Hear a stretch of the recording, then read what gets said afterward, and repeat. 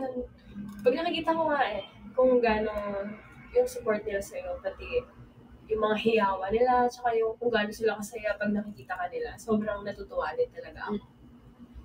And why not? Because, diba sabi ko na sa'yo, na hindi ka kasi mahirap mahalin talaga. Para may something sa'yo na kamahal-mahal, na very charming, tapos, basta, kahit mukha siyang mukhang sobrang bait niya kahit hindi Huwag ka nga dyan.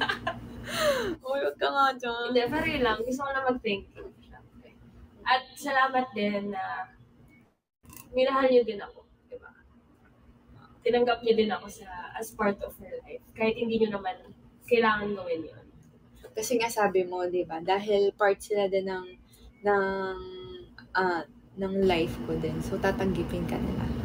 Yun nga, yung mga, yun. Alam ko naman din kung sino yung mga totoong supporters mo, diba? Yes, of course. Nandyan through thick and kilala niyo yan. Alam niyo yan kung sino. Ay. So, yun. And, yun lang. Thank you talaga. And thank you so much din, Ella Finity. Yan. Alam, hindi lang siya natutuwa, si Tita natutuwa sa support niyo. As in, ang cute-cute nila. Nahiya daw siya. Pero, yun. Grabe yung support niyo. Thank you. So, babalik ka may magkakaroon pa daw ba ng Ella Talks?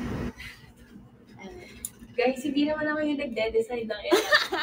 Bigla na lang siya magbababay sa kumu, tapos biglang, Ella Talks tayo next week.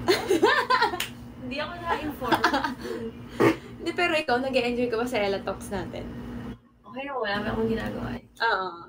Hindi, alam mo. Pero feeling ko kasi normal lang sa atin. Oo, ganito kasi kami talaga. Pero, gusto talaga ka-mark. Hindi, pero alam nyo guys, kaya, gusto ko din i-share sa inyo kung paano siya kapag makikipag-usap. Kasi para ang ganda niya kausap kasi. So, ang ganda. May sense, ganon. Kaya, gusto kong i-share sa inyo kung ano yung mga thoughts niya. Wow! Thoughts, Carlos? Charet!